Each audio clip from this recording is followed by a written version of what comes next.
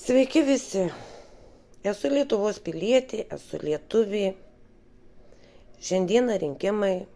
Buvau, kaip ir dera visiems Lietuvos piliečiams, prabalsuoti. Prabalsavus, man kažkaip pagalvojau apie savo dukrą. Mano dukra yra visiškos negalios vaikas. Pilnametė, taip. Ir pagalvojau, o kaip jai prabalsuoti? Uždavus rinkimų komisijai klausimą, į jį man niekas negalėjo atsakyti. Tik manęs paklausė, ar niekas nebuvo atėję, nes turėjo būti atėję. Aš pasakiau, tikrai ne. Man pasakė, gal jūsų nebuvo namuose.